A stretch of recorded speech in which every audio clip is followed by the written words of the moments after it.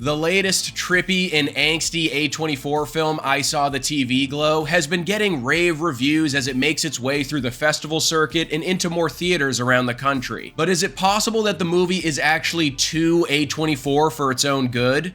Let's talk about it.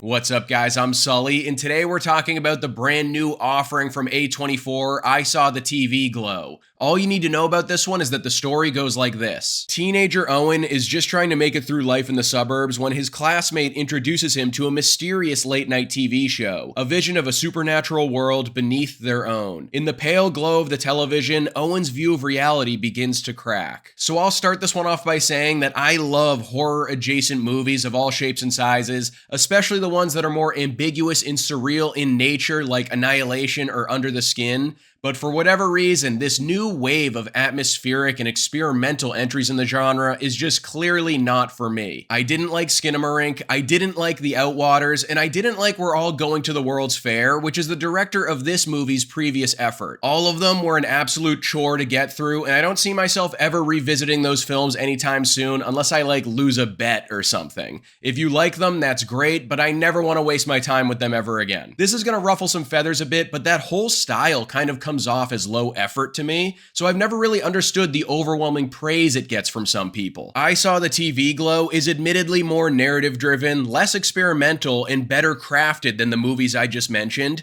but I kind of felt it was necessary to let you know where I stand with the recent films that strike a similar tone. They don't work for me, and unfortunately, that's the case yet again with I Saw the TV Glow. Now, if you know me at all, you know that I always say I would much rather see a filmmaker take big creative swings for the fences, even if the final product doesn't work for me, over having to sit through the same redundant and safe movies that we still get a lot of the time today. So even though I'd rather wait in line for a week straight at the DMV overseeing this movie again, a filmmaker taking a risk and really going for it will always get props out of me. Now, with that being said, other than when I talk about the visuals and the mood in this film, that's probably the only time you're going to hear me praising this movie. So let's actually start talking about those aspects, because I feel like the way in which those two areas work together is really going to end up being the most alluring part of this project for a lot of people. The aesthetic and the cinematography that Jane Schoenbrunn brings to the table in their sophomore effort is far and away the most impressive part of this movie. You're going to feel like you got thrown into the middle of a kaleidoscope or an acid trip,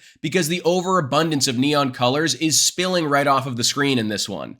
The downside is I think it might actually be a bit overdone. Every artsy method and trick in the book is being flexed here, to the point where I almost felt like it was trying too hard to be an A24 film. It was almost like they were making their way down a checklist of all the stuff people expect A24 movies to have, and made sure to do their very best to cram it all in there. What's frustrating is that there are a lot of themes in here and an overall mood that I definitely enjoy. If you grew up in the 1990s and always had your ass planted right in front of the television at night, there are portions of this film that will pretty much hit you like a nostalgic atom bomb. The programming our characters find themselves obsessed with really feels like something that would be right at home during that time period on Saturday nights, and it reminded me of all the shows I used to bond with my friends over during my teenage years. But I really feel like all of the characters in this movie are just too socially awkward and on their own planet to gain any kind of attachment to them. I understand at its core that this film is about finding one's true identity and unlocking the best version of yourself,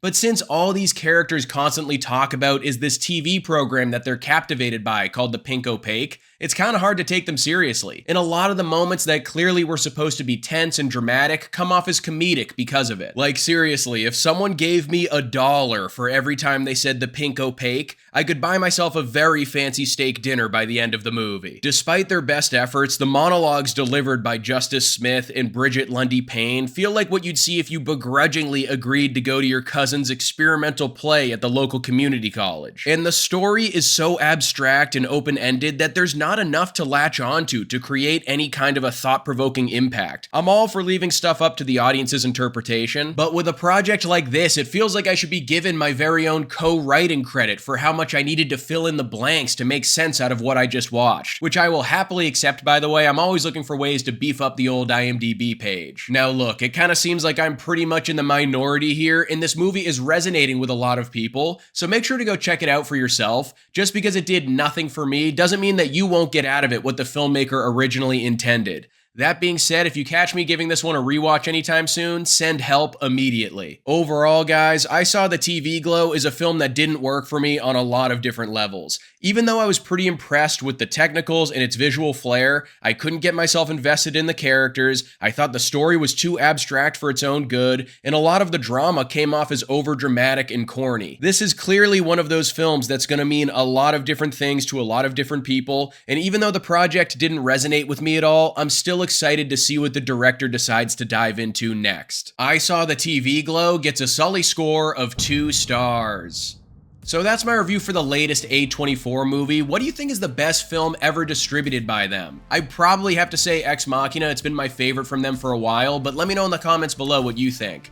Don't forget to like this video and subscribe to the channel if you haven't already, and I'll see you guys at the next one.